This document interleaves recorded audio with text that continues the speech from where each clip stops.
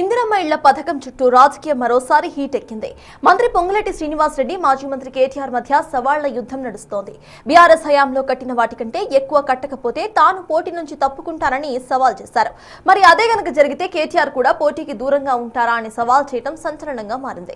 అటు కేటీఆర్ రియాక్ట్ అయినా డైరెక్ట్ గా సవాల్ కు జవాబు చెప్పలేదు. ఒక్కో డబుల్ బెడ్రూమ్ ఇళ్లు 7 ఇందిరమ్మ ఇళ్లకు సమానమంటూ మ్యాటర్ సైట్ చేశారా అన్న ప్రశ్నలు సైతం వస్తున్నాయి ఇప్పుడు.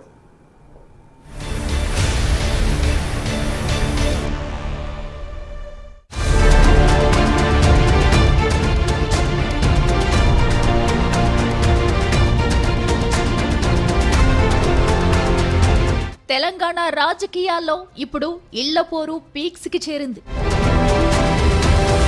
నాడు కేసీఆర్ చెప్పిన లగ్జరీ డబుల్ బెడ్రూమ్ ఇల్లు గొప్పవా? నేడు రేవంత్ సర్కార్ ఇస్తున్న ఇందిరమ్మ ఇల్లు గొప్పవా? ఎవరి హయంలో ఏం జరిగింది?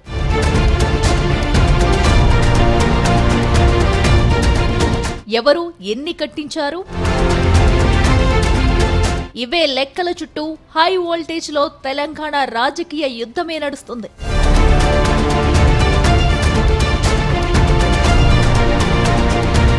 ఎవరేంటో తేల్చుకుందాం రా అంటూ మంత్రి పొంగులేటి సవాల్ చేస్తున్నారు.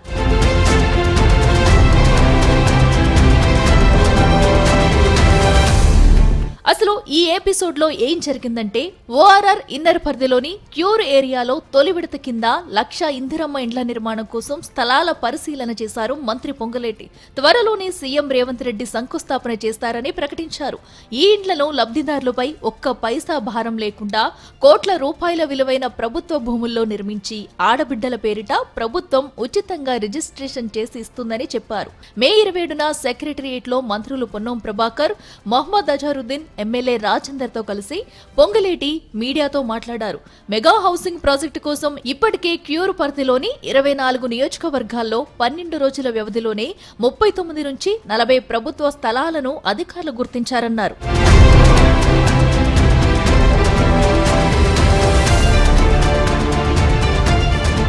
రెండో విడతలో పట్టణ ప్రాంతాలకు మరో 1,00,000 ఇండ్లు ఇస్తామన్నది కాంగ్రెస్ ప్రభుత్వం చెబుతున్నమాట. ఇప్పటికే గ్రామీణ ప్రాంతాల్లో తొలి విడతగా ప్రతి నియోజకవర్గానికి 3,500 ఇండ్లు, గిరిజన ప్రాంతాలకు 5,000 ఇళ్లు కేటాయించారు. ఇప్పుడు రెండో విడత కింద మరో 2,000 ఇళ్లు అదనంగా మంజూరు చేశారు. దీంతో ఒక్కో నియోజకవర్గానికి 5,500 నుంచి 7,000 ఇళ్ల వరకు అందించినట్లయింది. బీఆర్ఎస్ 10 ఏళ్ల పాలనలో హైదరాబాద్ లో నిర్మించిన ఇళ్ల కంటే వచ్చే 2.5 ఏళ్లలో కాంగ్రెస్ పాలనలో ఎక్కువ ఇళ్లు నిర్మించి చూపిస్తామని మంత్రి పొంగులేటి అన్నారు. ప్రతి నియోజకవర్గానికి 2,000 ఇళ్లు ఇవ్వాలనేది ఈ రెండో విడత. ప్రతి నియోజకవర్గానికి 2,000 ఇళ్లు ఇవ్వాలన్నది నిర్ణయం తీసుకోవటం జరిగింది. ఈ 2,000 ఇళ్లలో 1,500 ఇళ్లు ప్రతి నియోజకవర్గానికి గతంలో ఇచ్చినట్లనే 5 లక్షల రూపాయలు వారు కట్టిన ఇంటి లెవెల్ను బట్టి రూల్స్ అండ్ రెగ్యులేషన్స్ అన్ని కూడా పాతయ్యే ఉంటాయి. 15,000 ఇళ్లు ప్రతి నియోజకవర్గానికి ఇస్తూ మిగిలిన 500 ఇళ్లు ఏవైతే ఉన్నాయో ఈ 500 ఇళ్లు గతంలో ఈ వివిధ కారణాల చేత ఈ వివిధ స్కీములలో అన్కంప్లీట్ అయి ఉన్నాయో, వాల్స్ కట్టి స్లాబ్ వేసే వాళ్ళకి 2 లక్షల రూపాయలు ఇవ్వాలని గౌరవ ముఖ్యమంత్రి రేవంత్ రెడ్డి గారి అధ్యక్షతన జరిగిన ఈ కేబినెట్ సమావేశంలో తీర్మానం చేయడం జరిగింది. ఈ సందర్భంగా గత కేసీఆర్ ప్రభుత్వ చర్యలపై విమర్శలు చేశారు. బీఆర్ఎస్ వర్కింగ్ ప్రెసిడెంట్, మాజీ మంత్రి కేటీఆర్ కు పొంగులేటి సవాలు విసిరారు. హైదరాబాద్ సిటీలో బీఆర్ఎస్ 10 ఏళ్ల టైంలో నిర్మించిన ఇళ్ల కంటే రానున్న 2.5 ఏళ్లలో కాంగ్రెస్ ప్రభుత్వం అధికంగా ఇళ్లు కట్టివ్వకపోతే తాను వచ్చే అసెంబ్లీ ఎన్నికల్లో పోటీ చేయనని, అదే కాంగ్రెస్ సర్కారు ఎక్కువ ఇళ్లు నిర్మిస్తే కేటీఆర్ ఎన్నికల్లో పోటీ చేయకుండా ఉండేందుకు రెడీనా అంటూ పొంగులేటి సవాల్ చేశారు. ఇళ్ల పేరిట డ్రామాలు ఆడుతున్న బీఆర్ఎస్ నేతలు అసంబద్ధంగా మాట్లాడుతున్నారని, తాము ఇందిరమ్మ ఇళ్లు ఇచ్చిన గ్రామాల్లోనే ఓట్లు అడుగుతామని, గత ప్రభుత్వం కట్టిన ప్రాంతాల్లో ఓట్లు అడిగే దమ్ము వారికి ఉందా అని సవాల్ చేశారు. ఒకటే చెప్పదలుచుకున్న వారికి, ఇంకా ఈ ప్రభుత్వం ఎన్నికల లోపు 2.5 సంవత్సరాలు ఉంది. మీరేవైతే హైదరాబాద్ లో 2 BHKలు కట్టాము అని చెప్పుకుంటున్నారో, మీరు కట్టిన దానికంటే ఎట్లా రూరల్లో మీరు కట్టిందేమీ లేదు. ఈ అర్బన్ ప్రాంతంలో మీరు కట్టామని చెబుతున్న ప్రాంతం ఏదైతే ఉందో, మీరు కట్టిన దానికంటే ఈ ప్రభుత్వం ఎక్కువ కడితేనే, ఎక్కువ కట్టిందని ప్రజలు హర్షిస్తేనే మళ్లీ ఎన్నికల్లో శాసనసభ్యుడిగా నేను పోటీ చేస్తా. ఒకవేళ నేను ఎక్కువ కట్టినట్టు రుజువైన తర్వాత శాసనసభ్యుడిగా నువ్వు పోటీ చేయకుండా ఆగగలుగుతావా అని ఈ వేదిక మీద నుంచి వారికి సవాల్ విసురుతున్నాను. డ్రామాలరావు గారు ఉంటారు కదా, డ్రామాలరావు గారికి ఈ వేదిక మీద నుంచి వారికి సవాల్ విసురుతున్నాను ఆ శాఖ మంత్రిగా. గత బీఆర్ఎస్ ప్రభుత్వం ఊరికో 5-10 ఇళ్లు కూడా సరిగ్గా కట్టలేకపోయిందని, అప్పట్లో కట్టిన 46,000 ఇళ్లలో 20,000కు పైగా ఇళ్లను అసంపూర్తిగా వదిలేశారని మంత్రి పొంగులేటి శ్రీనివాసరెడ్డి విమర్శించారు. కనీసం నిర్మించిన 16,000 ఇళ్లలో కూడా మౌలిక వసతులు లేక పేదలు నివసించలేని స్థితి ఉందని, కొల్లూరులో ఇళ్లు ఊరుస్తున్నాయన్నారు. ఇప్పుడు ఆ సమస్యలన్నింటినీ తమ ప్రభుత్వం పరిష్కరించి రవాణా, రేషన్ సౌకర్యాలు కల్పిస్తుందన్నారు. అలాగే అక్కడ నిరుపయోగంగా ఉన్న షాపులను బహిరంగ వేలంలో విక్రయించి ఆ నిధులను ఆయా భవనాల నిర్వహణ కమిటీల ఖాతాల్లోనే జమ చేస్తామని చెప్పారు. హైదరాబాద్ జిల్లా పరిధిలోని ఆసిఫ్ నగర్ మండలం Jiyaguda police quarters, Mangar Basti Bombay colony, Nampally red hills ఖాళీ స్థలాలు, శిథిలావస్థలో ఉన్న police quarters, Malakpet, Kaladera R&B colony, Golconda మండలం ఫలక్నుమాలోని డబుల్ బెడ్రూమ్ ఇళ్ల భవనాలు, డిగ్నిటీ కాలనీ ప్రాంతాల్లోని ఖాళీ స్థలాలను హైదరాబాద్ ఎంపీ అసదుద్దీన్ ఓవైసీ, మైనారిటీ సంక్షేమ శాఖ మంత్రి మహ్మద్ అజారుద్దీన్తో కలిసి పొంగులేటి పరిశీలించారు.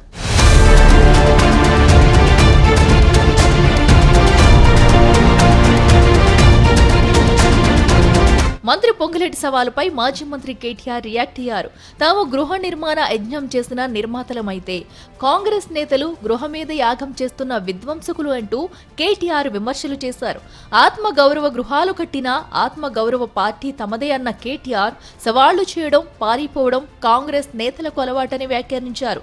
తాము తెలంగాణ రాష్ట్రాన్ని సాధించామని, పేదల సొంతింటి కలను సాకారం చేశామని తెలిపారు. తమ హయాంలో 70 ఇళ్లు కాదు, డబుల్ బెడ్రూమ్ ఇళ్లు నిర్మించామన్నారు కేటీఆర్. 20 లక్షల ఇందిరమ్మ ఇళ్లు ఇచ్చాకే ఓట్లు అడుగుతామని సవాల్ చేసిన మంత్రికి మాట నిలబెట్టుకునే దమ్ముందా అంటూ క్వశ్చన్ చేశారు. శపథం చేయడం కాదని చేతనైతే చేసి చూపించాలని సవాల్ చేశారు. పౌరుషం ఉంటే 20 లక్షల గృహ ప్రవేశాలు చేయించాకే గుమ్మం తొక్కి ఓట్లు అడుగుతామన్న సవాల్కు మంత్రి పొంగులేటి కట్టుబడి ఉండాలని కేటీఆర్ డిమాండ్ చేశారు. హైదరాబాద్ మహానగరంలో 1,00,000 డబుల్ బెడ్రూమ్ ఇళ్లను నిర్మించిన ఘనత తమదని కేటీఆర్ అన్నారు. 70,000తో అగ్గిపెట్టేలాంటి ఇల్లు కట్టలేదన్న కేటీఆర్ తమ హయంలో నిర్మించిన ఒక్కో ఇల్లు 7 ఇందిరమ్మ ఇళ్లతో సమానమన్నారు.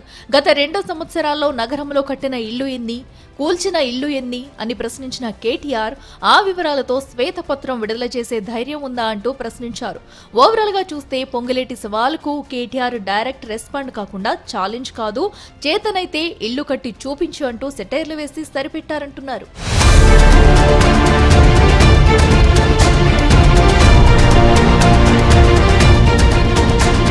కేటీఆర్ ట్వీట్ పై మంత్రి పొంగులేటి మరోసారి ట్వీట్ ద్వారా రియాక్ట్ అయ్యారు. హైదరాబాద్ లో బీఆర్ఎస్ కంటే ఎక్కువ ఇళ్లు కడితేనే తాను ఎన్నికల్లో పోటీ చేస్తానని చెప్పానని, కాంగ్రెస్ ఎక్కువ ఇళ్లు నిర్మిస్తే ఎన్నికల్లో పోటీకి దూరంగా ఉంటారా అన్న సవాల్ను కేటీఆర్ కు స్వీకరించే ధైర్యం ఉందా లేదా అని పొంగులేటి క్వశ్చన్ చేశారు.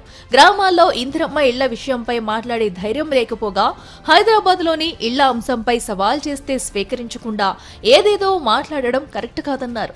అవినీతి కేసుల నుంచి తప్పించుకునేందుకు ఢిల్లీలో బీజేపీ నేతల ముందు మోకరిల్లారని, కేసులు మాఫీ కోసం కాషాయ నేతలు కాళ్లు పట్టుకున్నారని కౌంటర్ ఇచ్చారు.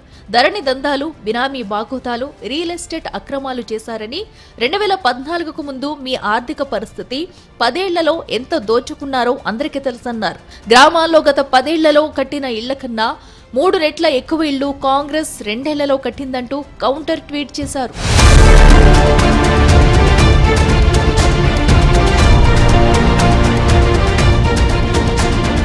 అంతేకాదు బీజేపీతో బీఆర్ఎస్ బంధంపై గతంలో మాట్లాడిన వారి మాటల్ని ట్యాగ్ చేశారు పొంగులేటి. ये भी तारीख चेक कर ले मीडिया वाले। वो दिल्ली मुझे मिलने आए, बहुत बढ़िया मुझे शाल उड़ाई, बहुत मुझे आदर किया और इतना प्यार दिखाया ये केसीआर के कैरेक्टर में नहीं है। और फिर मुझे कहने लगे कि आपके नेतृत्व में देश प्रगति कर रहा है, हम भी एनडीए का हिस्सा बनना चाहते हैं, आप हमें एनडीए में शामिल कर दीजिए। पर आए वो मुझे कह रहे हैं कि मोदी जी मैंने बहुत काम कर लिया, अब मैं सारा कारोबार केटीआर को दे देना चाहता हूं। मैं एक बार केटीआर को भेजूंगा, आप जरा उसको आशीर्वाद दे देना। కవిత ఢిల్లీలో జైల్లో ఉన్నప్పుడు నువ్వు ఢిల్లీకి వచ్చి నా దగ్గర టైం తీసుకొని మా ఇంటికి వచ్చిన మాట వాస్తవం కాదా? ఇంట్లో సీసీ కెమెరాలు ఉన్నాయి, నేను తీసి మీడియాకి ఇస్తా. మా ఇంటికి వచ్చి ఏం మాట్లాడినారు? మేము చేసిన అవినీతి అన్ని కూడా ఈడీ సిబిఐ లేకుంటే కవితను బయటికి వదిలేదానికి ఏర్పాటు చేయండి. మేము బీఆర్ఎస్ పార్టీ దేనికైనా సిద్ధం. బీజేపీలో మెర్జ్ చేయాలన్నా కానీ, బీజేపీతో అలయన్స్ పెట్టుకోవాలన్నా కానీ దేనికైనా సిద్ధం అండి. నేను ఇదివరకు కూడా చెప్తూ వచ్చిన నా పొలిటికల్ అబ్జర్వేషన్ ప్రకారం బీజేపీ బీఆర్ఎస్ పొత్తుకు ఇది తొలి మెట్టుగా నేను భావిస్తా ఉన్నా. మరి ఇక్కడ నుంచి ఎట్లయితది ఏంది అన్నది అబ్జర్వ్ చేస్తూ ఉండాలి, కానీ తొలి మెట్టుగా నేను భావిస్తా ఉన్నా. సో ఈ మొత్తం మ్యాటర్ ఇందిరమ్మ ఇల్లు వర్సెస్ డబుల్ బెడ్రూమ్ ఇళ్ల చుట్టూ తిరుగుతుంది.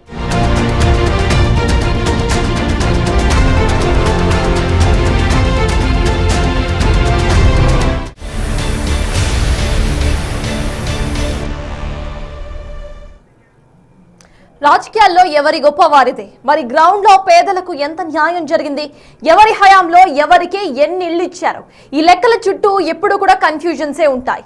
బీఆర్ఎస్ హయాంలో కట్టినవి ఎన్ని, పంచినవి ఎన్ని, సమస్యల్లో ఉన్నవెన్ని, శిథిలావస్థకు చేరుకున్నవెన్ని, ఇలాంటి వాటి చుట్టూ ఎప్పుడు హై వోల్టేజ్ పొలిటికల్ వార్ నడుస్తూనే ఉంటుంది. మరి ఏది నిజం, ఏది అబద్ధం?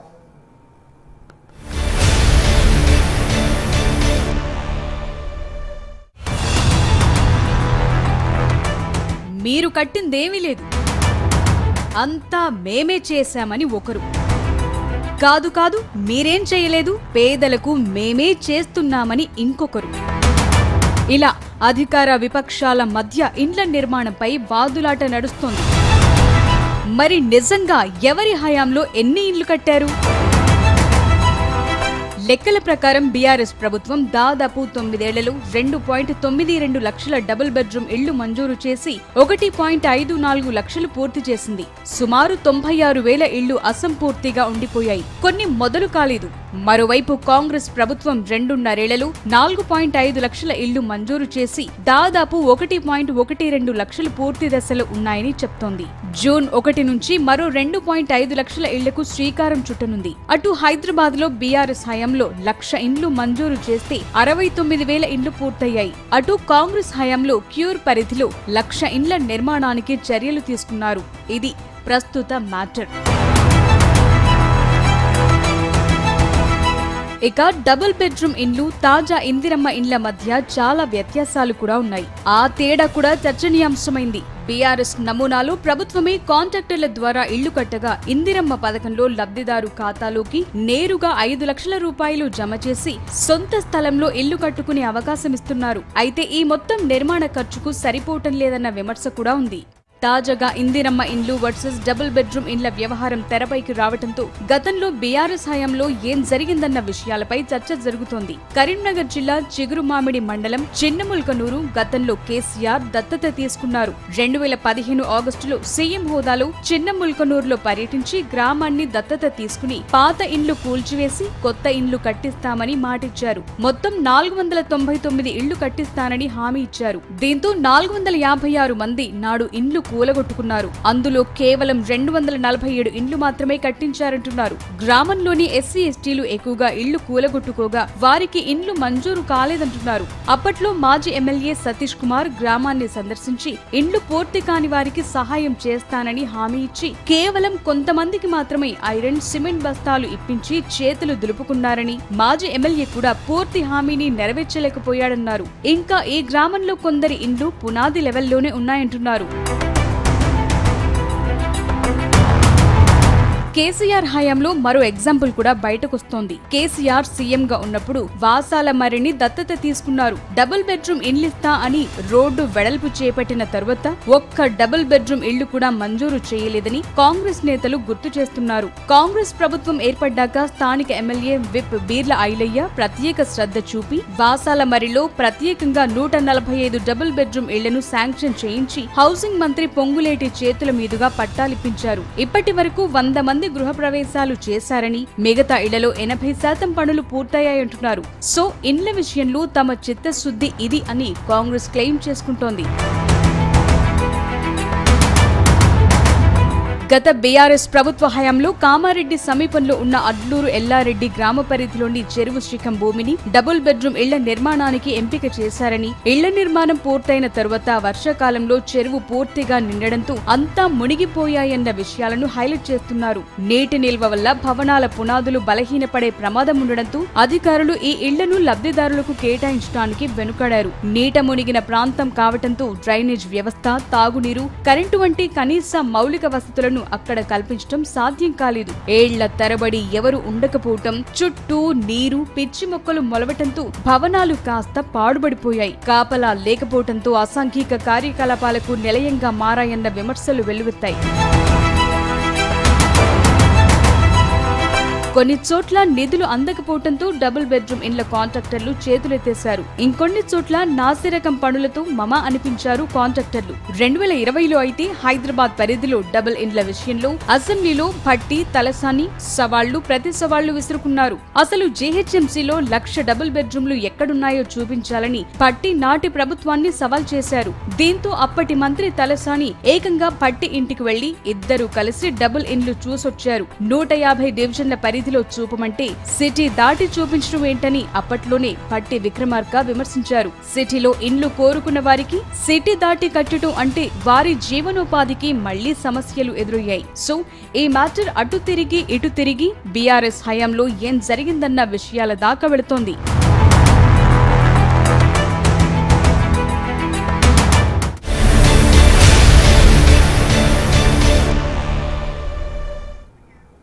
రెండు 2014లో కేసీఆర్ సర్కార్ నిర్వహించిన సమగ్ర సర్వే ప్రకారం ఇళ్లు లేని కుటుంబాలు 26 లక్షలుగా ఉన్నట్లు తేలింది. ఇప్పుడు జనాభా పెరుగుదలతో వీరి సంఖ్య మరింత పెరిగి ఉంటుంది. బీఆర్ఎస్ హయాంలో కేంద్రం నుంచి డబుల్ బెడ్రూమ్ ఇళ్లు మరింతగా తెచ్చుకోలేకపోయారన్న ఆరోపణలు సైతం ఉన్నాయి. కొన్ని కట్టినా లబ్ధిదారులకు ఇవ్వడంలో చాలా జాప్యం చేశారన్న వాదనలు కూడా ఉన్నాయి. కొందరైతే తాళాలు పగలగొట్టుకొని మరీ గృహ ప్రవేశాలు చేసుకున్న పరిస్థితులు బీఆర్ఎస్ హయాంలో కనిపించాయి.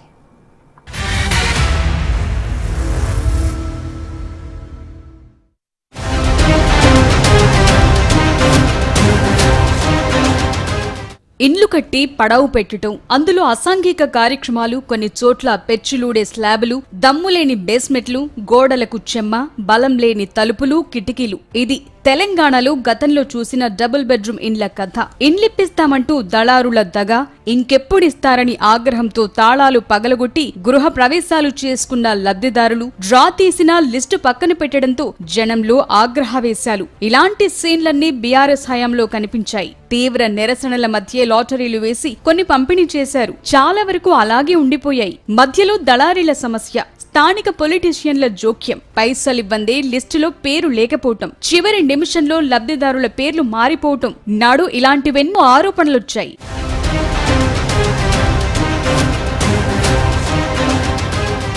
డబుల్ బెడ్రూమ్ ఇండ్ల కేటాయింపుల్లో అవకతవకలు జరిగాయంటూ బీఆర్ఎస్ హయాంలో చాలా మంది రోడ్డెక్కారు, నిరసనలు తెలిపారు. పైసలు వసూలు చేస్తున్నారంటూ ఆరోపించారు. తమ వారికే కట్టబెడుతున్నారని స్థానిక ప్రజా ప్రతినిధులపై లబ్ధిదారులు విమర్శలు చేశారు. ఇవన్నీ జరిగాయి. లబ్ధిదారులు లక్షల్లో ఉంటే ఆ సంఖ్యకు తగ్గట్లు 10 ఏళ్ల పాలనలో సరైన చర్యలు తీసుకోలేకపోయారన్నది కాంగ్రెస్ నేతల మాట.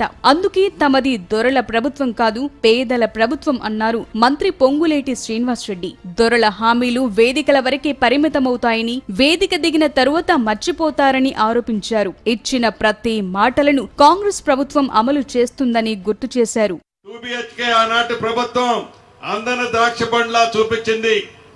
ఎక్కడైతే నిరుపేదలు నివసిస్తారో ఆ నివసించే ప్రాంతం నుంచి 40 నుంచి 60 కిలోమీటర్ల దూరంలో ఆనాడు 2BHKలు కట్టి మీకు ఇస్తున్నామని చెప్పి కొన్ని ఇచ్చినా అక్కడ ఉండి అక్కడ వారికి పని లేని కారణంగా మళ్ళీ వెనక్కి వచ్చి ఇదే పూరి గుడిసెలో నివసిస్తున్న సందర్భాలు ఈనాడు కోకొల్లలో ఉన్నాయి.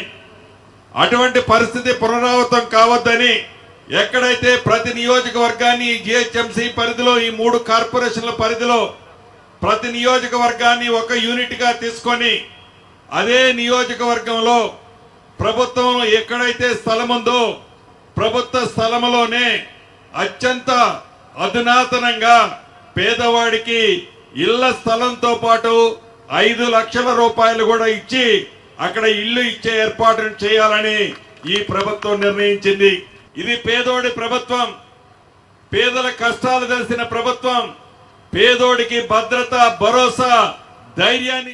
డబుల్ బెడ్రూమ్ ఇండ్ల నిర్మాణాన్ని 2015లో నాటి కేసీఆర్ సర్కార్ మొదట్లో ప్రతిష్టాత్మకంగానే తీసుకుంది. పేదలు గౌరవంగా బతకాలని ఏ సభలో చూసినా అదే మాట చెప్తూ వచ్చారు. అయితే గ్రౌండ్ లోకి దిగితే సీన్ మొత్తం మారిపోయింది. డబుల్ బెడ్రూమ్ ఇండ్లు కట్టిస్తామని కొన్ని ఊళ్లలో అప్పటికప్పుడు పాత ఇండ్లన్నీ కూల్చేసి రోడ్డున పడేసిన ఘటనలు ఉన్నాయి. 2020 నవంబర్ 1న వాసాల మర్రిని దత్తత తీసుకుంటున్నట్లు ప్రకటించిన కేసీఆర్ ప్రభుత్వం దిగిపోయే నాటికి ఒక్క ఇల్లు కూడా కట్టించలేకపోయారు. పోనీ సొంత ఖర్చులతో కట్టుకుందామన్నా అనుమతులు ఇవ్వకపోవటం అప్పట్లో తీవ్ర విమర్శలకు దారితీసింది.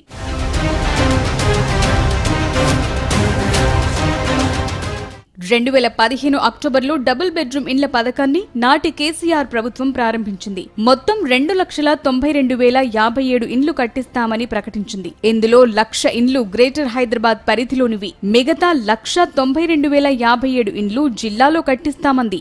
ఈ లెక్కల్లోనూ రకరకాల మతలబులు కనిపించాయన్న ఆరోపణలొచ్చాయి. కొన్ని చోట్ల డబుల్ బెడ్రూమ్ ఇండ్లు కట్టినా వాటిని లబ్ధిదారులకు పంచకపోవడంతో కొందరైతే తాళాలు పగలగొట్టి మరీ వెళ్లారు. ఆ తరువాత పోలీసులు వారిని అక్కడి నుంచి తరలించిన ఘటనలు ఉన్నాయి. మరికొన్ని చోట్ల నాసిరకంగా పనులు జరగటంతో గోడలు కూలిపోవటం, పగుళ్లు, లీకేజ్లు ఇలాంటి సమస్యలొచ్చాయి. కొన్ని చోట్ల డబుల్ ఇండ్లయితే వర్షాలు, వరదలకు మునిగిపోయినవి ఉన్నాయి. మరికొన్ని అసాంఘిక కార్యకలాపాలకు అడ్డాగా మారినవి ఉన్నాయి.